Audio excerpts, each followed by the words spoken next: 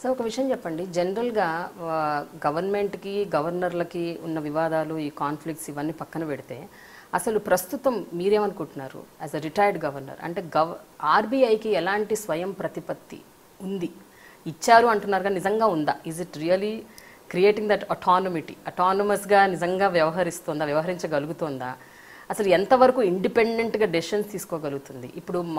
ఇప్పుడు monetary policy committee ఒకటి కూడా పెట్టారు టు అడ్రస్ మెనీ ఇష్యూస్. అది ఇంకేమైనా ప్రతిబంధకంగా తయారవుతుందా? ఎందుకంటే ఇప్పుడు అందులో కొంతమంది గవర్నమెంట్ అదర్ ఆఫీసర్స్ ఉంటారు, కొంతమంది అకాడమిషియన్స్ ఉన్నారు, అలాంటి పొలిటికల్ ఇన్ఫ్లుయెన్సెస్ ఉండొచ్చు. So many things can happen.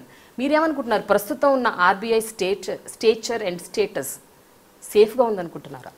అంటే మీరు చాలా ప్రశ్నలు అడిగారు, ఒక్కొక్క దానికి సమాధానం చెప్పనివ్వండి. ముఖ్యంగా మొదటి ప్రశ్న ఏమిటంటే, ఇంత ప్రెషర్ ఉన్నా సరే గవర్నమెంట్ దగ్గర నుంచి మీరు ఇండిపెండెంట్గా వ్యవహరించారా అన్నది. ఆర్బీఐ గవర్నర్ ఇండిపెండెంట్గా వ్యవహరించగలరా అన్నది. నేను మిగిలిన గవర్నర్స్ గురించి మాట్లాడడం నాకు సబబు కాదు, కానీ నా హయాంలో జరిగింది, నేను గవర్నర్గా ఉన్నది చెప్పగలను. ఏమిటంటే, గవర్నమెంట్ చెప్పిన మాట రెస్పెక్ట్తో బాధ్యతతో వింటాము, అందరు చెప్పిన మాట విన్నట్టే. కానీ అల్టిమేట్గా అందరు చెప్పిన మాటలు విని మనం స్టడీ చేసిన సిచ్యువేషన్ బట్టి, అనాలిసిస్ని బట్టి ఒక డెసిషన్ తీసుకుంటాము. అది గవర్నమెంట్ చెప్పిన విధానంగా ఉండొచ్చు, వేరే విధానంగా ఉండొచ్చు. కానీ what is in the best interest of the economy అదే చేశాను నేను. అది తప్పకుండా నేను చెప్పగలను.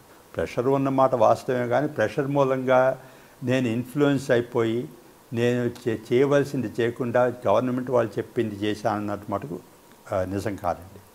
ఏది చేయవలసి what I thought was the best for the economy, I did that. రెండో ప్రశ్న మీరు వేశారు, ఇప్పుడు ఈ మానిటరీ పాలసీ కమిటీ వస్తుంది, అది ప్రతిబంధకంగా ఉంటుందా సపోర్టింగ్గా ఉంటుందా అండి?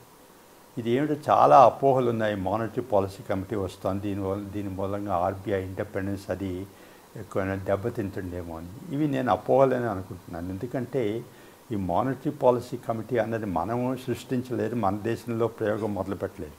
ఇది అడ్వాన్స్డ్ ఎకానమీస్లో అమెరికాలో, యూకేలో, యూరోప్లో చాలా దేశాల్లో, జపాన్లో అన్ని చోట్ల ఈ మానిటరీ పాలసీ కమిటీ అని ఉన్నది. మన దేశంలోనే గవర్నర్ గారు ఒక్కరే డిసైడ్ చేయడం ఉండేది.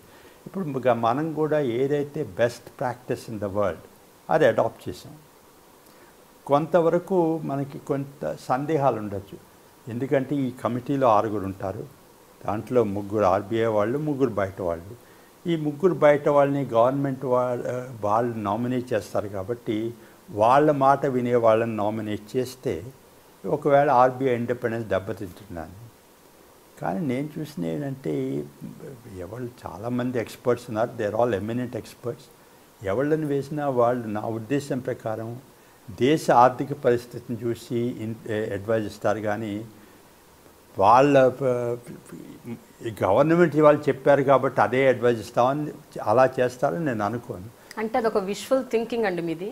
బట్ మీకు తెలుసు అంటే అసలు మానిటరీ పాలసీ కమిటీ లేకపోయినప్పటికి కూడా గవర్నమెంట్ ప్రెషర్ చాలా చాలా బీభత్సంగా ఉంటుంది.